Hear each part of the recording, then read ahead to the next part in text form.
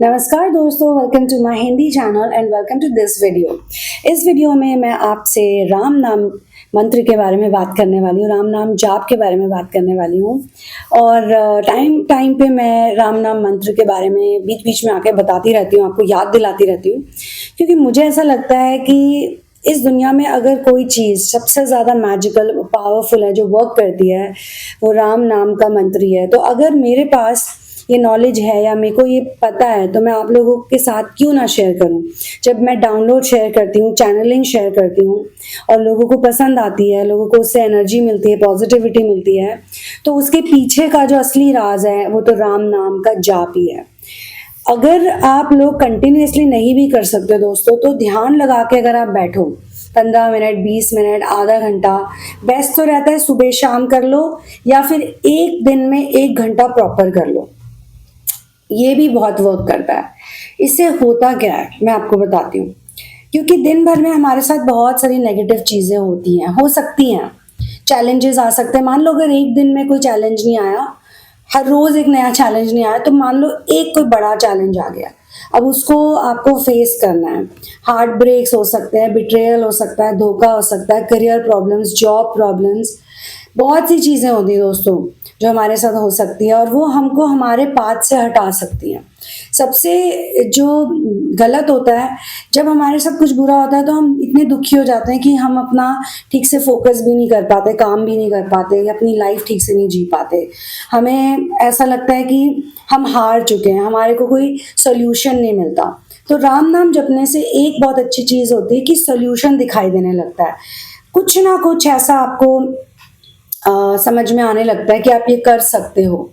मैंने दोस्तों ऑनलाइन कुछ ऐसे लोगों को भी देखा है जिनके हाथ नहीं है, कुछ ऐसे देखे जिनके ना हाथ है ना पैर है, और मेरे सामने ये लोग तब आए जब मैं एकदम लो थी, एकदम सैड थी। अभी कुछ दिन पहले भी मेरे साथ एक घटना घटी, एक दुर्घटना घटी। किसी व्यक्ति ने मेरे साथ बहुत गलत किया और मुझे एकदम ब्लाइंड साइड कर दिया। मैं तो उन पे भरोसा करती रही, उन पे ट्रस्ट करती रही, बट वो daily on a regular basis मुझे झूठ पे झूठ बोलते रहे।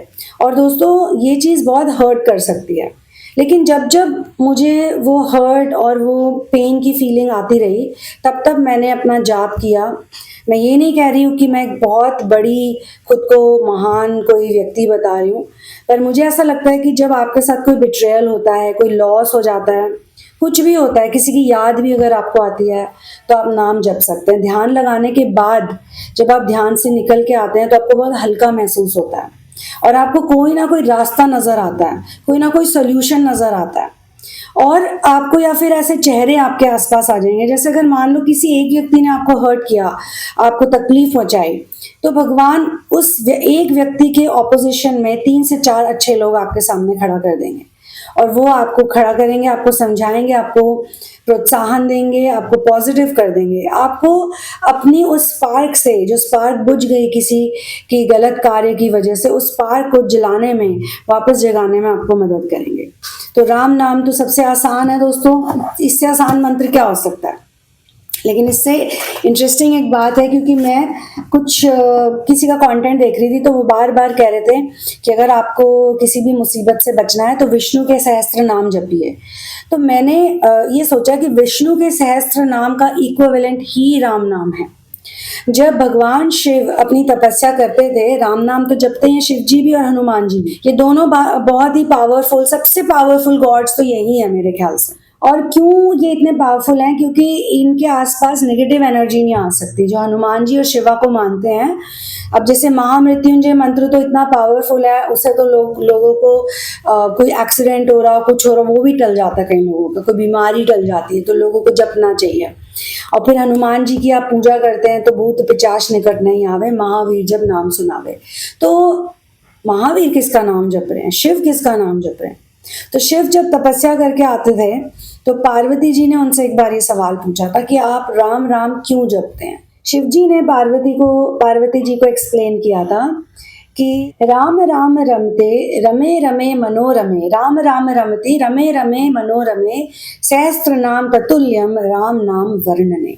तो विष्णु के सहस्त्र नाम के बराबर ये एक छोटा सा देखिए क्यूट सा मंत्र है राम, और दिखने में भी मुझे बहुत सुंदर लगता है। और इसको आप जपिए तो एक बार जपने से 1000 बार आपने विष्णु को याद कर लिया, विष्णु के 1000 नाम ले लिए। और पहली बार जो रामायण भी सुनाई थी, जो सतयुग में शिव और पार्वती, क्योंकि शिवा और पार्वती का एक बड़ा ही अनोखा रिलेशनशिप है। वैसे तो शिवा वैरागी हैं, लेकिन अपनी वाइफ के साथ वो काफ़ी क्लोज हैं, और एक फ्रेंडशिप वाला उनका माहौल है, क्योंकि शिवा को अकेले रहना बहुत पसंद होता है, और अकेले रहने वाले वैरागी के साथ वही रह सकता है जिसकी भी इक्विवेलेंट एनर्जी हो, जो कि पार्वती की भी है। तो खुद पार्वती जी और शिव जी साथ में भी राम नाम जपते थे, और अपना इंडिविजुअली भी जपते हैं। तो एक बार जब शिव जी बाहर से आए थे कहीं से, तो पार्वती जी ने सोचा कि इनको कैसे रोकूं मैं, कोई बहाना बनाना पड़ेगा, कुछ ऐसी बात करनी पड़ेगी कि ये जाए ना वापस। तो उन्होंने उस टाइम उनको एक सॉर्ट ऑफ प्रॉमिस में डाल दिया कि आपको यहाँ पे रहना ही पड़ेगा। तो शिवा ने सोचा कि अभी तो मेरी साधना चल रही है, राम राम जपना, मुझे कैसे करूं। तो उन्होंने तब उन 9 दिनों में पार्वती जी को रामायण जी सुनाई, पूरी रामायण सुनाई। तब रामायण हुई नहीं थी, क्योंकि वो त्रेता युग में होने वाली थी, अभी त्रेता युग आया नहीं था। तो Shiva was the first person जिन्होंने रामायण पूरी की पूरी 9 दिन में पार्वती जी को सुनाई। और उनकी शर्त थी, पार्वती जी ने कहा था कि मुझे कोई बोरिंग कहानी मत सुनाना, और शिवा ने कहा था कि तुम भी पूरे इंटरेस्ट के साथ सुनना, पलक झपकाए बिना, सोए बिना, फिर मैं तुम्हें सुनाऊंगा ढंग से कहानी। तो उन्होंने सुनाई। फिर बाद में जब कहानी सुनाने के बाद उनको खुद भी मन किया इस कहानी को दोबारा सुनने का। उस ज़माने में कोई लिखा पढ़ी नहीं होती थी, ज़रूरत ही नहीं थी, लोग इतने एडवांस थे। तो टेलीपैथिक ट्रांसमिशन के थ्रू उन्होंने यज्ञवल्कर को ये पूरी रामायण भेजी, फिर यज्ञवल्कर ने उन्हें सुनाई। उसके बाद जब वो दोनों सुन रहे थे तो काक बसंती जी महाराज ने सुनी, फिर उन्होंने आगे मतलब फॉरवर्ड करी, और नारद मुनि ने वाल्मीकि जी को सुनाई, क्योंकि नारद मुनि वाल्मीकि जी के गुरु थे।